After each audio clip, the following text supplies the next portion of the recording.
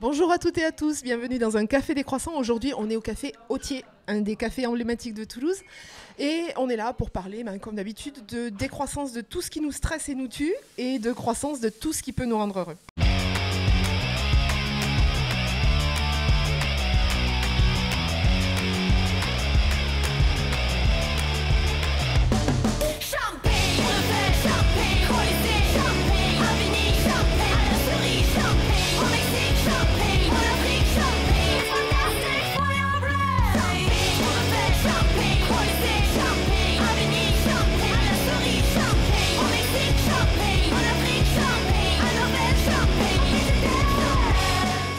Bienvenue dans un café des croissants. Aujourd'hui, on est au café Autier, un des plus vieux cafés de Toulouse. Je crois que c'est le plus vieux café de Toulouse.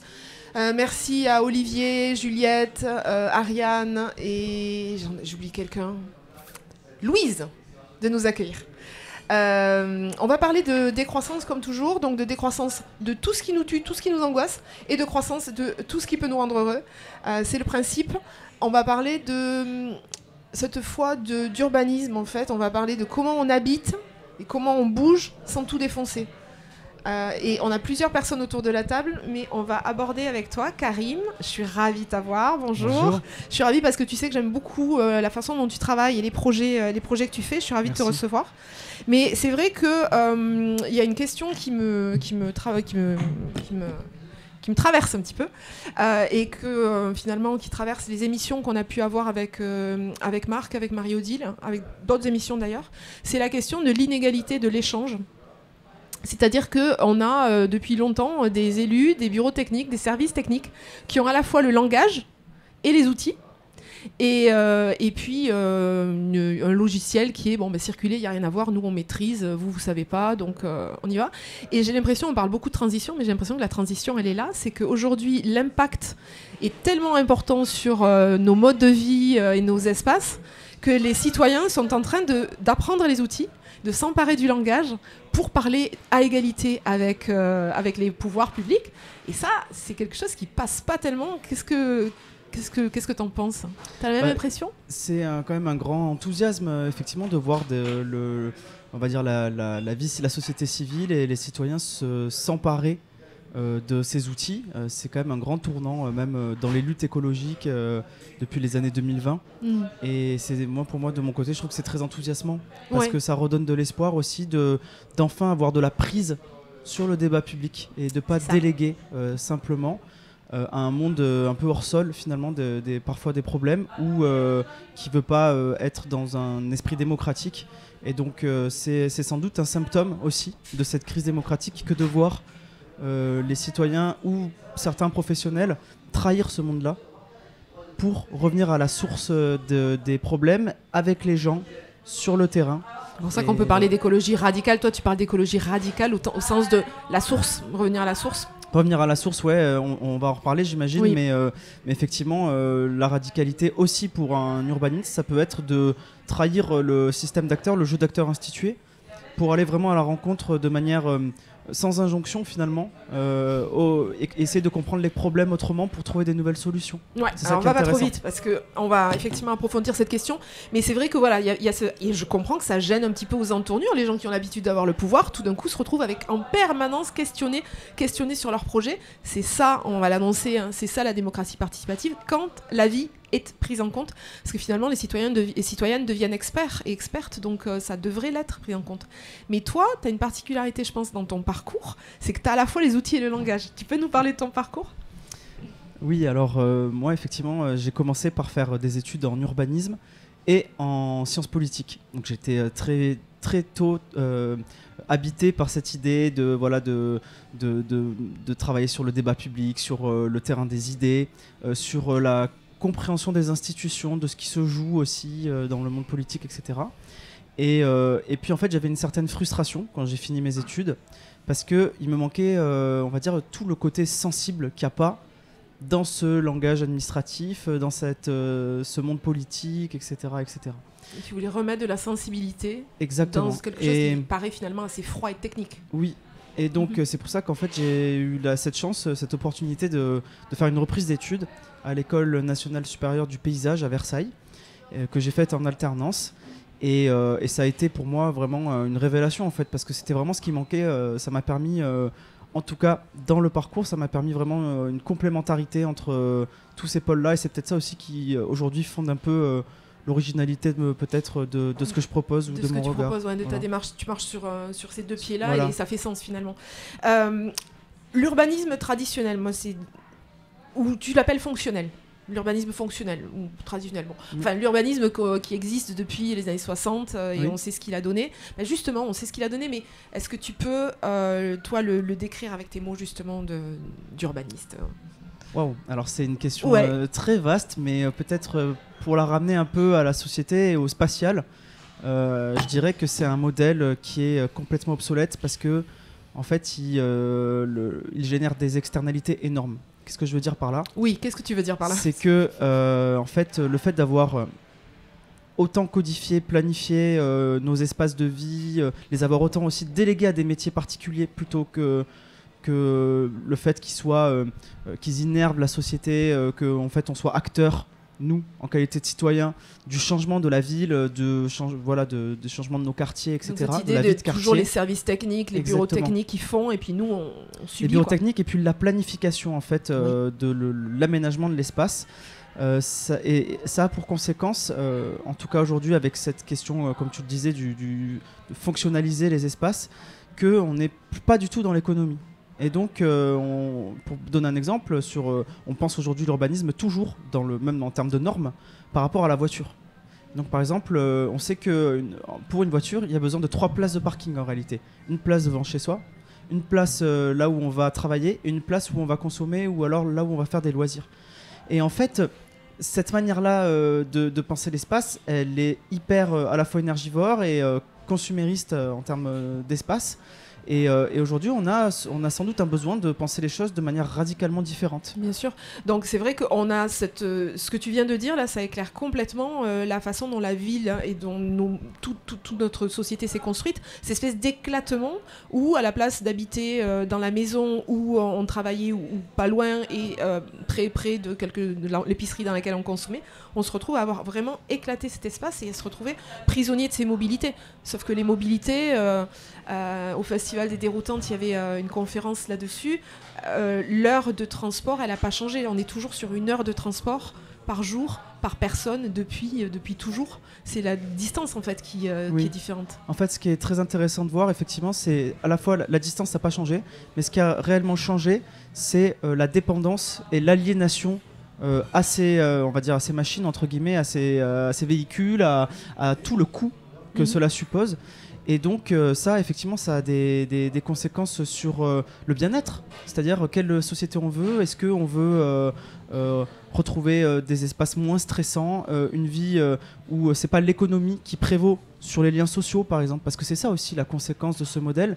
La conséquence, c'est que le fait de passer autant de temps dans des transports de manière individualisée, ça a complètement aussi rompu nos liens sociaux, ça a distendu, a distendu nos liens sociaux, notre rapport à la vie, notre rapport aux autres, ça a distendu aussi notre rapport à toutes nos activités du quotidien, la manière dont on travaille, etc. Et ça me fait penser dans le projet Une autre voie, Marie-Odile, il y a cet enthousiasme pour bien des choses, mais aussi parce que ça, tu me l'avais dit ça en préparant l'émission, ça recrée du lien social. Et oui, parce que nous, à la campagne, on a des routes départementales sans bas-côté, donc la seule façon de croiser les gens de nos villages, c'est la bagnole. Pour peu qu'il y ait pas, ça fait moins de discussion, effectivement. Pour peu qu'il n'y ait pas de lieu de vie, parce qu'il y a beaucoup de villages qui n'ont pas de lieu de vie, eh bien, en fait, on ne connaît pas nos co-villageois, si je puis dire. Alors que dès qu'on remet des chemins et si on remet des pistes cyclables, on va recommencer à se voir physiquement, à s'identifier, à se parler et à partager des choses. Ce qui est totalement, comme dit Karim, qui est devenu... Oui, enfin, on est allé dans le chemin absolument inverse. Et donc, ça remet de la joie, quoi. Oui. Juste un petit exemple, dans mon village, on a monté une épicerie participative. Je fais connaissance toutes les semaines de gens qui habitent dans mon village depuis 20 ans que je n'avais jamais vus. Ouais, parce que je les croisais en voiture, c'est tout. Ouais, c'est ça. C'est incroyable. Oui, voilà, donc ça a des conséquences absolument massives. On pense aujourd'hui, donc il y a cet urbanisme-là, mais effectivement, ça paraît évident quand tu dis ça, que l'urbanisme, c'est politique. c'est comme ça qu'on doit l'envisager. C'est un métier qui est politique quand même, puisque ça décide un petit peu, ça dessine en tout cas nos sociétés. Est-ce que tu es d'accord avec ça? Alors je suis totalement d'accord avec ça, à tel point que c'est aussi pour ça que j'ai décidé de prendre ce virage dans mon métier. Ouais. Parce que effectivement, le métier de paysagiste, d'aménageur, d'urbaniste ou même d'architecte, ce sont des métiers qui ont de telles conséquences sur les gens, sur leur vie, qui ont de telles conséquences sur notre rapport à l'espace, sur sa destruction ou sa préservation, que ça devient un fait politique en fait, un fait de contestation ou de ralliement d'ailleurs, comme c'est le cas pour Une Autre Voix. Et donc ça peut faire groupe ou ça peut... Exactement, et ce qu'on voit aujourd'hui, j'en parlais en introduction, c'est que justement nos métiers se sont éloignés de cette dimension politique-là, puisqu'on l'a totalement confié à des élus, sans prendre conscience professionnellement que ce que l'on faisait, ce que l'on pense, ça a ces conséquences-là. C'est ça. On était sur finalement un urbanisme de technicien, sans réaliser qu'il y avait un aspect politique. Exactement. Voilà. Et donc toi, tu es un peu désobéissant quand même. Ah oui, je pense. Je pense que oui. je savais qu'en allant dans cette lutte-là, quelque part, je trahissais une certaine manière de faire ma profession, et que quelque part, c'était aussi un peu irréversible. C'est-à-dire que c'était un nouveau chemin que sans doute dans lequel je m'engouffrais. Ouais. On te sent plutôt en accord avec ce chemin-là. Comment du coup tu envisages ton métier? Quels sont tes comment tu fais? Comment j'envisage mon métier? Effectivement, c'est d'essayer de alors, j'ai pas vraiment de plan de carrière. Ça, cette lutte contre la 69, c'est un peu, j'y suis allé parce qu'elle résonnait avec mon histoire personnelle. J'ai pas décidé comme ça que j'allais aller dans des luttes écologiques, etc. Donc, je fais aussi un peu confiance à mon instinct, mes envies de professionnel. Donc, j'ai pas vraiment de plan. Mais en tout cas, j'essaye de m'engouffrer partout où je crois que mes compétences peuvent peser dans la balance pour faire changer notre modèle. Voilà. Et donc, ça, à un moment précis, ça a résonné avec cette lutte sur l'autoroute A69. Mais avec d'autres choses. Et ça a fait aussi. des petits, du coup, avec d'autres projets alternatifs maintenant un peu partout dans le sud-ouest. Ouais, on parlera un petit peu et de ça. Puis, et ailleurs, d'ailleurs. C'est ça. Et puis après, moi, j'essaie de travailler sur d'autres aspects parce que je crois que la bataille, elle est à la fois sur le terrain. Donc, les luttes écologistes, elles sont vraiment aux avant-gardes de cette question politique, parce que c'est là où finalement on voit le modèle le plus s'effondrer, le plus questionner. Et on se réempare des outils du langage. Exactement. Et puis j'essaye aussi de remonter à la source. Et une des sources, c'est aussi nos désirs. Et donc j'aime bien travailler aussi sur la question de l'utopie. Des utopies plus ou moins concrètes. Attends, on va en parler de plus concrètes. Donc, tu veux qu'on en parle maintenant? Parce que c'est vrai que je dis ça parce qu'on en a parlé quand on préparait l'émission, de l'utopie concrète. Tout à fait. Ça a l'air d'être un oxymore, cette histoire. Une autre voix, on pourrait se dire, oh là là, c'est un projet, c'est une utopie. Qu'est-ce que c'est l'utopie concrète? Allez, on y va. Waouh. Non, alors l'utopie, en tout cas, l'idée que j'en ai, c'est d'essayer justement de faire un pas de côté. L'utopie, c'est quelque part, c'est cela. C'est faire un pas de côté par rapport à la société, un chemin tracé, pour essayer justement de critiquer le modèle existant et de reconstruire aussi nos désirs quelque part. Nos désirs de faire société, nos désirs de nous attacher à quelque chose, qu'est-ce qui compte finalement dans notre vie quotidienne. Et donc, quelque part, l'utopie, elle porte ça. Et quand on parle d'utopie concrète, c'est l'idée peut-être d'arrimer cela à des choses, à des territoires en fait.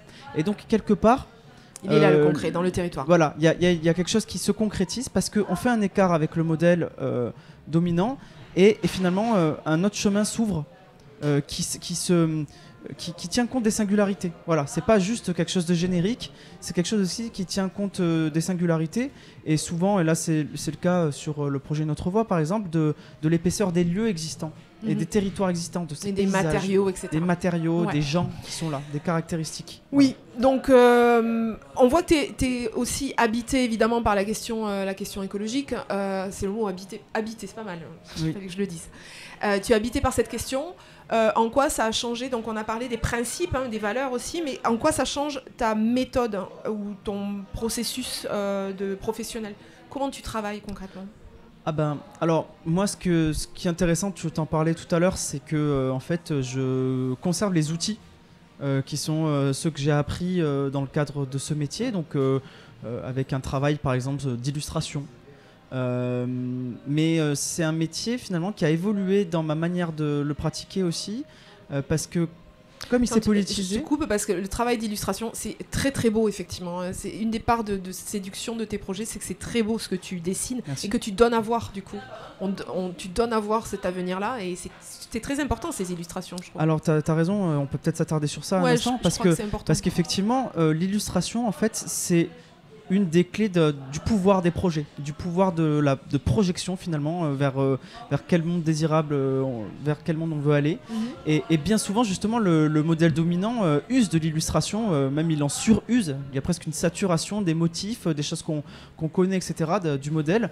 Et moi j'essaye justement de retourner cela au profit de projets alternatifs, avec ma patte un peu aussi à moi, qui justement essaie de sortir de ce cadre ultra réaliste dans la manière dont on illustre souvent nos projets qui sont très loin de la réalité en fait finalement. Ouais. Donc mes projets, ils ont cette dimension qui assume volontairement dans les illustrations une part un peu créative, artistique. Voilà, artistique. On peut les encadrer, hein, je veux dire. Parce que finalement l'art, chacun peut se l'approprier aussi à sa manière. Ouais, donc il ouvre des choses, des contours qui sont un peu différents. Voilà. Pardon, je me rends compte que je te coupe et tout, c'est très mal, mais c'est l'enthousiasme. Et puis ça fait bouger, comme tu le disais, la sensibilité. Hein, c'est ça, ça remet un peu en éveil la sensibilité, nos imaginaires, notre imagination. Ouais. Et ça, c'est important. Et d'ailleurs, l'urbanisme plus tradit, il parle de schémas, et toi, tu parles d'illustration, j'ai bien entendu. Hein, donc, ouais, mais j'aime pas trop faire des schémas. Parfois, on est obligé, mais c'est pas effectivement mon mode de représentation préféré, quoi.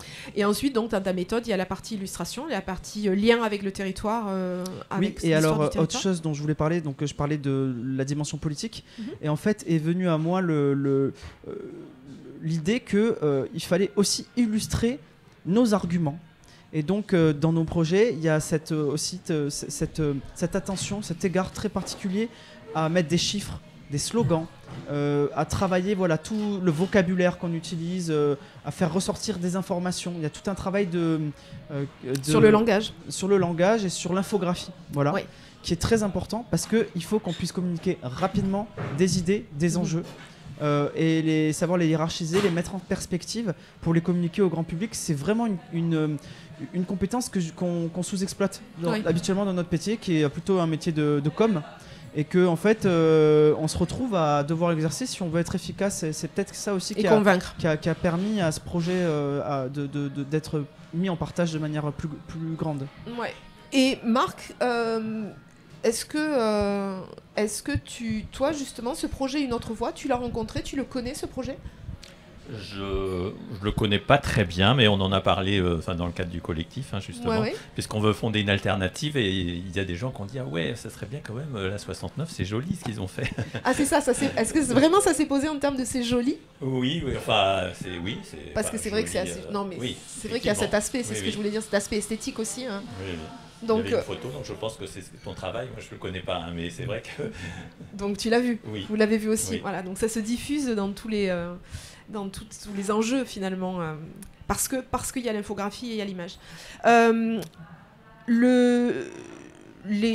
On en a parlé juste avant, mais j'aimerais bien que tu illustres tes propos par quelque chose de concret, un projet, celui que tu veux.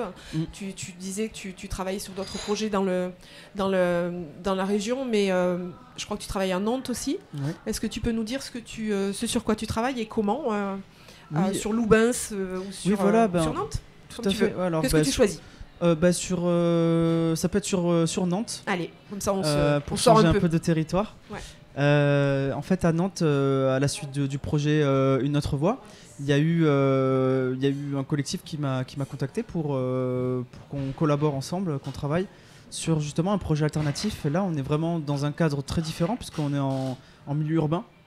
Et donc là, l'idée, ce que moi j'aime bien faire à chaque fois dans ces projets, c'est essayer de porter aussi mettre dans le débat public ou porter une thématique qui illustre cette critique du capitalisme d'une manière ou d'une autre. Et là, ce qui est ressorti de ce travail sur les Goars en commun, donc dans cette ZAC, c'est une critique de l'imaginaire et de la métropolisation, du phénomène de la métropolisation, et comment on peut construire un quartier autrement, qui justement essaye de travailler dans une perspective de réhabiter le territoire dans lequel on se trouve, et justement d'essayer de ne pas accentuer tous les déboires, tous les phénomènes urbains dont on a parlé dans les autres émissions, comme les embouteillages, le temps perdu dans les transports, les fameuses 3 places de parking dont tu parlais, le sens au travail. Est-ce qu'on est dans des métiers de bureau, dans des métiers qui se tertiarisent de plus en plus, qui vont être de plus en plus aspirés par l'intelligence artificielle, etc. Ou est-ce que justement on revient au devant de la matérialité, des métiers de l'artisanat, de la préservation des terres? Ça, c'est très important parce que ce quartier-là, en particulier, s'il y a une lutte qui est menée, c'est parce qu'il va détruire les dernières terres agricoles de Nantes, quasiment. Et donc, comment on revient à cette question des terres agricoles. Comment retrouver la richesse des sols, le caractère productif pour la ville, à la fois de l'alimentation et de la production matérielle d'un quartier, de sa vie, une vie de quartier, et pas être juste dans un quartier résidentiel, parce que c'est ça qui est proposé. En fait. Et qui est terrible. Ouais. Voilà. D'accord. Tu es tout seul, Karim Layani, ou il y a un réseau Est-ce que l'urbanisme, ça change? Est-ce qu'il y a un mouvement, là? Ouais, alors. Sinon, on va te multiplier, on va te cloner. C'est bientôt fait. C'est bientôt prêt le clonage, on en est où là? Ce qui est intéressant. Je me tourne vers les scientifiques. Ce qui est intéressant de voir, c'est qu'effectivement, il y a de plus en plus de professionnels qui voient que ce type de démarche est porteur pour la suite, en fait. Et donc, on voit essaimer en France des projets alternatifs, plus ou moins portés par des professionnels, parfois un peu en dehors du cadre officiel de leur profession. Mais en tout cas, ce qu'on va essayer de faire dans l'année qui arrive, c'est justement de monter une grande exposition qui sera une exposition itinérante avec le réseau de la frugalité heureuse et créative et d'autres personnes qui nous ont rejoints. On veut essayer de montrer un peu partout en France qu'il y a des démarches qui sont en cours pour essayer de montrer des contre-projets concrets et aussi pouvoir illustrer la diversité de ces luttes et la diversité des choses qu'elle montre. Et oui, bien sûr. Qu'elle dénonce. Ouais. Une dernière question. Imaginons, on se projette dans quelques années. Si on est pessimiste, c'est dans quelques décennies. L'urbanisme a changé, il n'est plus fonctionnel, il n'est plus au service d'eux, mais il s'est emparé des questions et surtout il travaille avec les citoyens qui se sont emparés de cette question-là. À quoi le monde peut-il ressembler? À quoi notre société peut-il ressembler si l'urbanisme devient alternatif, généralement?